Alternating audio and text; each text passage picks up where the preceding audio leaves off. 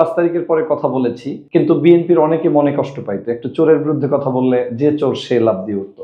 মানুষ তো চাইলে আমার যে ভোকাল বা 16 বছর যেভাবে বিএনপির জন্য লড়াই করেছি, সংগ্রাম করেছি, আমি তো 5 তারিখের পরে ভালো মানের একটু দালালি করলেই সুন্দর পদ পজিশন সহ ভালো থাকতে পারতাম। যে ডক্টর মোহাম্মদ ইউনূস সাহেব কি করছেন, উনি কেন আইন প্রয়োগ করছেন না, আইন প্রয়োগ তারা যেমন করবেন, পাশাপাশি আমার দল আমি কিভাবে চালাবো সেটা আমাকেই সিদ্ধান্ত নিতে হবে। দেশের প্রয়োজনে, জাতির প্রয়োজনে, দেশের ভবিষ্যৎ বিনির্মাণের স্বার্থ এবং লক্ষ্য স্থির করার জন্য রাজনৈতিক সিদ্ধান্তের পরিবর্তন হওয়াটা দোষের কিছু না। আমি মনে করি দল কোনো অবস্থাতেই এটা দায় মুক্তি পাওয়ার রাস্তা নেই। আমার দলের, আমার সন্তানকে আমাকেই নিয়ন্ত্রণ করতে হবে। আপনি পলিটিক্যালি হ্যারাসমেন্ট হয়, আপনি ধরেন একটা রাজনৈতিক দলকে আরেকটা রাজনৈতিক দল চাপে রাখার জন্য অনেক কথাই বলবে, কিন্তু দল হিসেবে আপনাকেও আপনার জায়গায় সংশোধিত থাকতে হবে।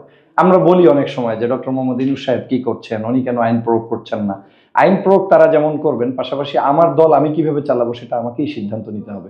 কারণ এন্ড অফ দ্য ডেতে আপনার এই দলের যে সুনাম নষ্ট হবে, সেটার জন্য তো আর ইউনূস সাহেব দায়ী থাকবেন না বা সেনাবাহিনী দায়ী থাকবেন না। আমরা কথায় কথায় তাদেরকে দায়ী করে লাভ নাই। আমার দলকে আমাকেই চলতে হবে।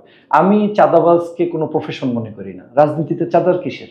আমার ইচ্ছা এখানে এই বিল্ডিং এর নিচেও যদি একজন ভদ্রলোক, সে যদি অন্য আদর্শের হয়, অন্য ধর্মের হয়, কিন্তু তার মতো করে সে টাকা দিয়ে, গভর্নমেন্টকে ট্যাক্স দিয়ে ব্যবসা করবে, সেটা কি তার অধিকার নেই?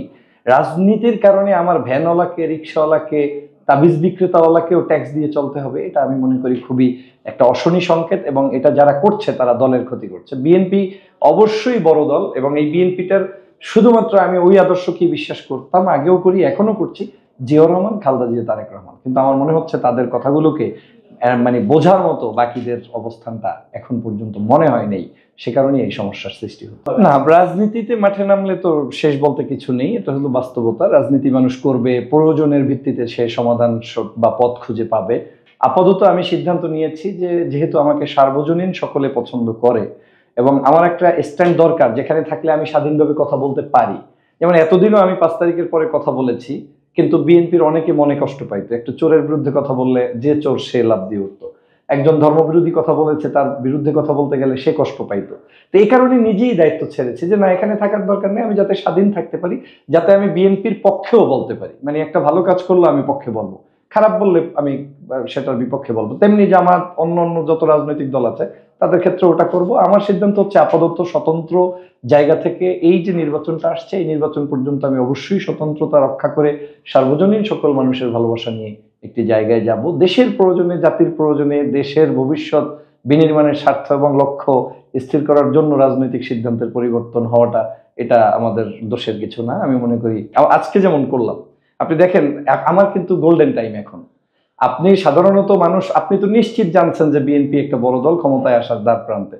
মানুষ তো চাইলে আমার যে ভোকাল বা 16 বছর যেভাবে বিএনপির জন্য লড়াই করেছি, সংগ্রাম করেছি, আমি তো 5 তারিখের পরে ভালো মানের একটু দালালি করলেই সুন্দর পদ পজিশন সহ ভালো থাকতে পারতাম। আমি স্বেচ্ছায় এই গুড টাইমে পদত্যাগ করার অর্থ হচ্ছে আমি নীতির জায়গা থেকে বের হয়ে এসেছি। আমি চাচ্ছি যে এইখানে একটা এক ধরনের নীতি আমাকে ফলো করতে হচ্ছে, যেটা আমাকে কোনোভাবেই অ্যাডজাস্ট হচ্ছে না। সে কারণে আমি বের হয়েছি।